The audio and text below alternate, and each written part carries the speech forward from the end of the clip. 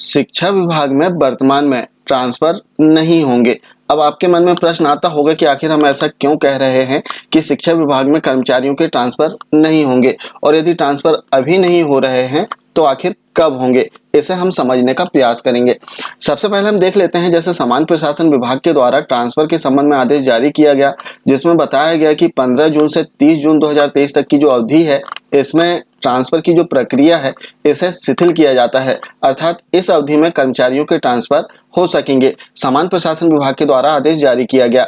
अब सामान्य प्रशासन विभाग के द्वारा आदेश जारी कर देने के उपरांत जो आदिम जाति कल्याण विभाग है और शिक्षा विभाग है, दोनों ही विभाग अपना विभागीय आदेश जारी करते हैं, जिसमें विभागीय आवश्यकताओं को देखते हुए कर्मचारियों के ट्रांसफर किए जाते हैं।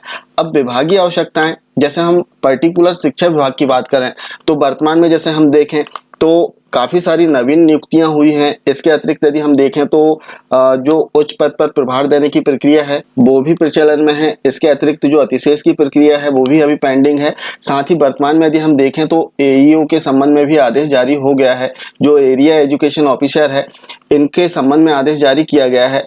तो सबसे पहले विभाग जो है उच्च पद पर प्रभार देने की जो प्रक्रिया है इसे पूर्ण करेंगे। इसके उपरांत जैसे नवीन नियुक्तियां हुई हैं, काफी सारी शालाओं में शिक्षक पदस्थ हुए हैं, और लास्ट ईयर जो ट्रांसफर हुए थे उससे भी शिक्षक पदस्थ हुए हैं। तो विभाग सबसे पहले एक संख्यात्मक जानकारी निकालेंगे विभागीय कि किस साला में कितने पद रिक्त हैं, क्योंकि यदि वर्तमान में हम देखें तो ट्रांसफर से, नवीन नियुक्तियों से शालाओं में शिक्षक पदस्थ हुए हैं। तो विभाग के पास में अपनी एथेंटिक जानकारी रहेगी कि किस साला में कितने पदों की आवश्यकता है, रिक्त पद कितने हैं। इसके उपरांत ही ट्रांसफर की जो प्रक्रिया है इसे प्रारंभ किया जाएगा। वर्तमान में हम देखें तो जैसे उच्च पद पर प्रभार देने की जो प्रक्रिया है वो प्रचलन में है। तो सबसे पहले हमें लगता है कि सबसे पहले तो उच्च पद पर प्रभार देने की जो प्रक्रिया है इसे पूर्ण किया जाएगा। कर्मचारियों को स्कूल अलॉट किए जाएंगे। संबंधित स्कूलों में जब कर्मचारी पोस्टेड हो जाएं, इसके उपरांत फिर देखा जाएगा कि किस साला में कितने पद रिक्त हैं, क्योंकि वर्तमान में नवीन नियुक्तियां भी हो रही हैं। काफी सारी शालाएं ऐसी हैं जहां पर अतिशेष की स्थिति अभी भी बनी हुई है, लेकिन अतिशेष की जो प्रक्रिया है उसे स्थगित कर दिया गया है।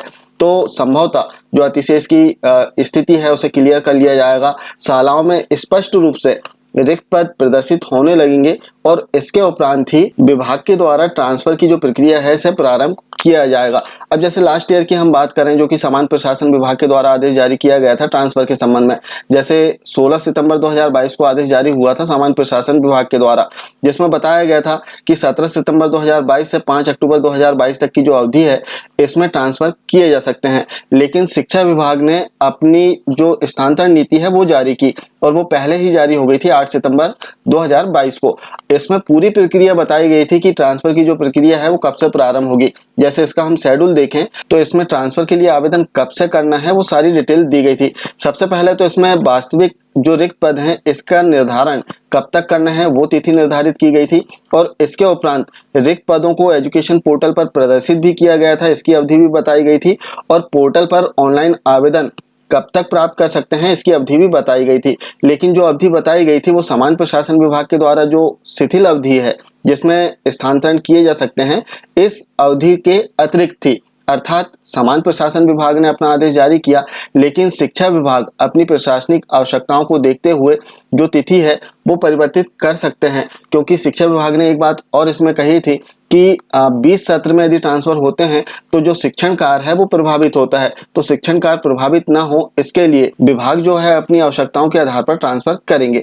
अब इसमें एक बात और है, जैसे जो स्थानांतरण नीति है इसमें बताया गया था कि आगामी समय के लिए भी इसी प्रकार से स्थानांतरण किया जाएगा, और यदि इसमें किसी प्रकार का संशोधन होता है तो इसकी सूचना पृथक से दी जाएगी।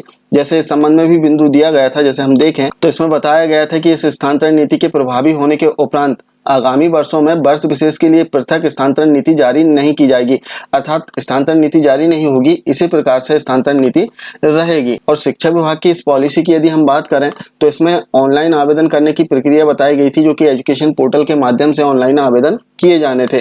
तो आगामी समय में भी जब भी ट्रांसफर पॉलिसी जारी होगी या फिर इसके आदेश आएंगे कि शिक्षा विभाग में कर्मचारियों के ट्रांसफर किए जाने हैं, तो ऑनलाइन ही आवेदन स्वीकार किए जाएंगे और ट्रांसफर जो है ऑनलाइन ही होगा। अभी की स्थिति में यदि हम देखें तो शिक्षा विभाग में ट्रांसफर होने के आसार नजर नहीं आ रहे हैं। पहले तो उच्च पद पर प्रभार देने की प्रक्रिया होगी, और जो अन्य कार्य हैं अतिशेष या फिर एईओ से संबंधित या फिर जो नवीन नियुक्तियां हैं इनसे संबंधित कार्य करने के उपरांत ही कर्मचारियों के स्थानांतरण किए जाएंगे। अब आदिम जाति कल्याण विभाग की यदि हम बात करें तो आदिम जाति कल्याण विभाग में स्थानांतरण हो रहे हैं और आदिम जाति कल्याण विभाग के द्वारा इसका आदेश भी जारी कर दिया गया है, जिसमें बताया गया था कि जो HRMS पोर्टल है इसके माध्यम से कर्मचारी 23 जून से 28 जून 2023 तक अपना ऑनलाइन आवेदन HRMS पोर्टल के माध्यम से कर सकते हैं और इनका जो स्थानांतरण आदेश है वो 30 जून 2023 को जारी कर दिए जाएंगे। तो इसके लिए जो आदिम जाति कल्याण विभाग है, ट्राइबल विभाग है, इसमें समय अवधि और आदेश जारी कर दिया गया है कर्मचारियों के स्थानांतरण के संबंध में, जिसमें 23 जून से 28 जून 2023 तक ट्रांसफर के लिए ऑनलाइन आवेदन HRMS पोर्टल के माध्यम से करना है और 30 जून 2023 को स्थानांतरण आदेश जारी कर दिए जाएंगे। तो इस प्रकार से शिक्षा विभाग और ट्राइबल विभाग दोनों विभागों की यदि हम बात करें तो वर्तमान में शिक्षा विभाग में ट्रांसफर होने की उम्मीद कम ही है।